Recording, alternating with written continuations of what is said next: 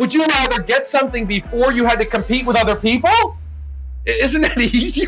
So the big question is, what are the top agents doing to absolutely crush it in real estate, grow their teams, and add more transactions year over year while so many struggle? If you ever thought about this, you're not alone. No one has been able to get the answers until now. We spent the last few years helping agents sell billions in real estate, rubbing shoulders with top producers, which got us thinking, how can we expose more people to these insights to help raise the standard in the whole real estate industry? We then realized that we could help bridge the gap by getting the secrets from the best of the best so that you can succeed. My name is Andrew Dunn. And my name is Peter Michael. Welcome to Elite Agent Secrets. To the people listening, that's my little rant as well. Because this is the whole premise of this. It's like there is more money out there than you can feasibly imagine in real estate. No questions asked. It's enormous. There is people out there who are making inordinate sums of money doing exactly what you're doing, selling homes, writing loans. And yet, some people listening to this aren't doing very well. A lot of people, what is it? The numbers we shared before, or was shared, is it like 86, 92% fail in their first year or quit in their first year or a couple of years? It's like staggeringly high. And it's because of education, in my opinion. It's a complete lack of education on like how to go out there and crush it. And like, I want to really unpack more of your strategies. I know you do some amazing stuff. I mean, divorce lawyers, I think that's just a crazy coincidence that both yourself and Brad, who are mega successful, have actually done the exact same kind of niche. And one of the other ones I really, really want to get someone on. So if you know anybody, let me know. But is probate. You mean a divorce attorney? Probate lawyers. Like people who deal with obviously death, because it's like if someone dies, they need to sell the house. And we know there is people that specialize in that. It's a guarantee, right?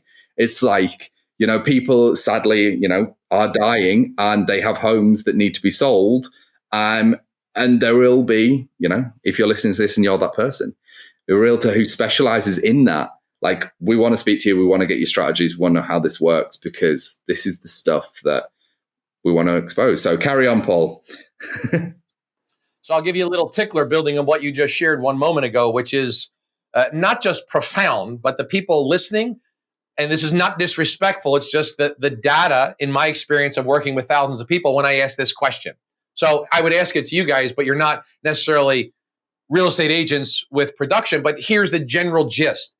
And I was blessed because, Peter, you introduced me to a realtor, and we just spoke yesterday. Names excluded, it doesn't matter. Here's the question, right?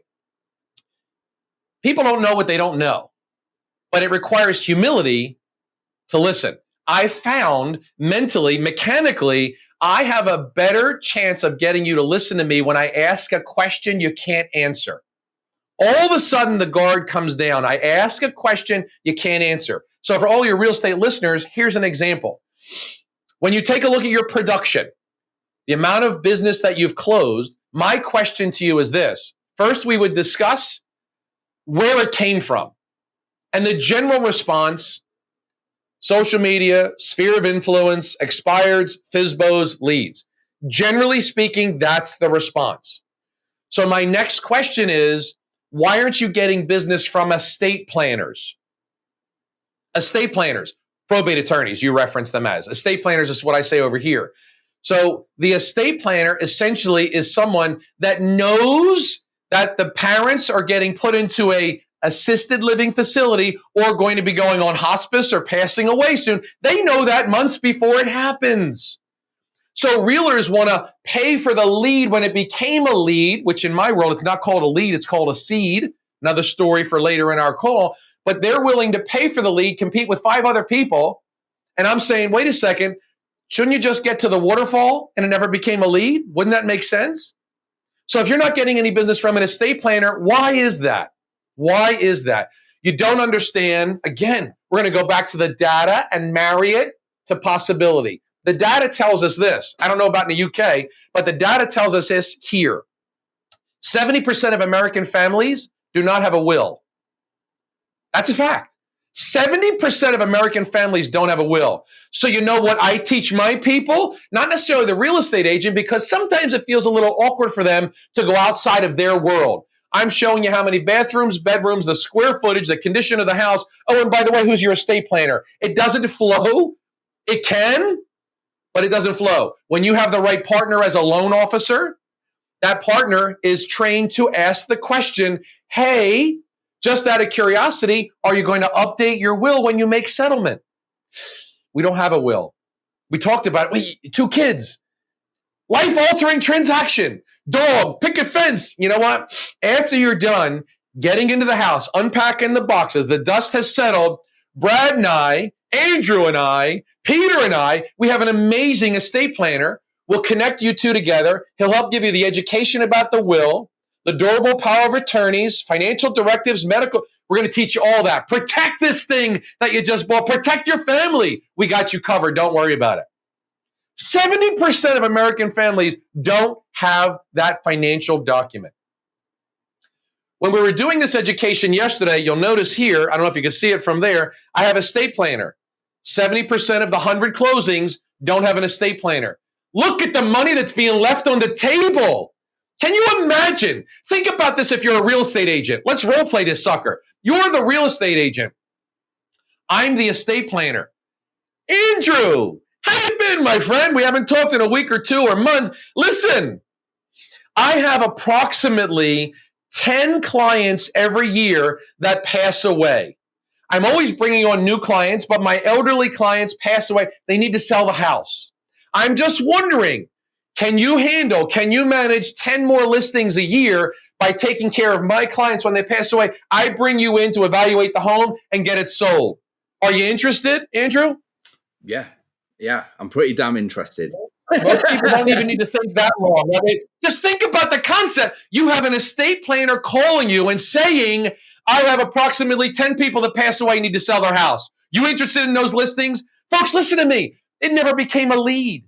You never had to pay for it. I'm not knocking lead generation, but understand something. Would you rather get something before you had to compete with other people? Isn't that easier? Think about this. So, wait. If you got 10 listings a year from 10 people that sold, I want those listings. No problem. So does everybody, dude. Why would I give them to you? So now the realtor's stuck. I give great service. I'm nice. I'm 5 years experience in the business. I get good dollar amounts for my sellers. Wow, I've never heard that crap before. You're kidding. Take all that away. How are you going to contribute to the growth of my business? I'm about to give you 10 listings. You do the math on the average sale price in your backyard. I'm about to give you 10 listings this year. How are you going to contribute to the growth of my business? And don't tell me it's about your sales, your service, and your experience, because I don't care about that, because I heard that from every other agent that is begging for my 10 listings. Here's what we teach. Well, let me share this with you. Let's use his numbers, since he's Superman in the real. I got 100 closings. I did that in 60 days. Using the data that I've learned about your industry, that tells me that 70% of my book doesn't have a will. No durable power attorneys, no financial directives. How about I start sending my 70 clients to you that I've closed in 60 days? How about I start sending them to you? Could we establish a partnership now? Do I have your attention? You better believe it. That's what they're missing. They're not being taught that. They're being taught to chase transactions. I'm helping you understand, go to the waterfall. I don't want the cup of water. Don't get me wrong. Everybody wants a cup of water. I'm thirsty. I get a cup of water. I get it. But guess what? Eventually the cup of water goes dry. Then I got to fill it again. I'm chasing what? Cups of water. No. Just visualize this, folks. Niagara Falls. Waterfall. Never stops coming. Never takes a break. Doesn't take Sunday off. It just keeps coming. Get me in front of the waterfall. I will accept the cup of water. I'm a little thirsty. I could use a cup of water. Get me in front of the waterfall. How are you going to do that? He's leaving money on the table. He's got the leverage. He could double, quadruple. He could blow these numbers up because the estate planner's got people that need him to do the listings. Why would he give them to you? Because you're going to feed them. Because when you're taught to look at your data and look back on your past production, 70% of household families don't have a will. But you didn't think about that because you were taught to chase the next transaction. It's not what we do. Here's how I sum this up in my mind. Stop being selfish. If you underline it. That's interesting. Right? Because if you go out for a cup of water and you're just taking cups of water from that person, then the relationship you are building is one of taking and not giving, right? So you're not actually building equity in their business bank account, their relationship bank account. There is no equity being built. It's a one-sided relationship, which is why the issues occur, why there's a distinct lack of reoccurring business, because you are not building value for the other person, right? So when you're approaching these people and you're like, well, what can I offer them? Actually, it's an incredibly easy thing to offer. There is so much. We've spoken about things like this before. For example, why would someone, what could a seller or buyer, how could you help them? Well, I could go and broker deals with like moving companies or cleaners in my area. So when they come through me, I can get them discounts on all these services that are going to help them move out or into another property, right? These are things that cost you nothing apart from building relationships with the company. Why would these companies want to do that? Well, great, because you're selling X number of homes a year. So you're giving them more business. They can afford to give you a little bit of a discount, which then benefits the person buying or selling their home. You are building business relationship equity. It's a literal definition of a win-win-win. People don't think these are mystical things. They're not. They exist and they actually are free most of the time. It just takes effort, right? So when you're going out and you're positioning yourself as like, hey, I give you these 70. Obviously, these numbers are 100 closings in 6 days. Even if it's, 10 closings or 3 or whatever. These are, you're saying 70%. So it's like, okay, well, I close 3 people a month. Statistically, 2 of them do not have a will. So I can send you 2 people a month to, come to you for their will. You can send me statistically 1 new listing a month, right? So they've now got 2. I'm not sure what their ROI is. Let's say hypothetically it's $3,500, just hypothetically. And let's say you make $7,000 from that listing, hypothetically. They are making the same amount as you are. This is in a hypothetical scenario. But what it is you're actually paying for their time. You're respecting their profession. You're paying for their time by giving them something of value. And in return, they are giving something to you of value also. Exactly the type of relationships I like to build. This in old times, it's a kind of a forgotten art. It's just bartering. That's all this is. There is no money being actually traded. You're not saying I'm paying you $7,000. In reality, that's what you're doing. What you're saying is I'm going to give you an opportunity to make $7,000. Will you give me the same opportunity to also make $7,000? Right? And that is what I like. Hey, thanks for listening to this episode. Now, before you go, we're giving access to a private training we did where we revealed the top 3 niches to get listings today completely for free. So if you want access, you can go and download that training at eliteagentsecrets.com. We're regularly releasing new trainings, guides, and cheat sheets, so make sure to head over to eliteagentsecrets.com and sign up so you don't miss out.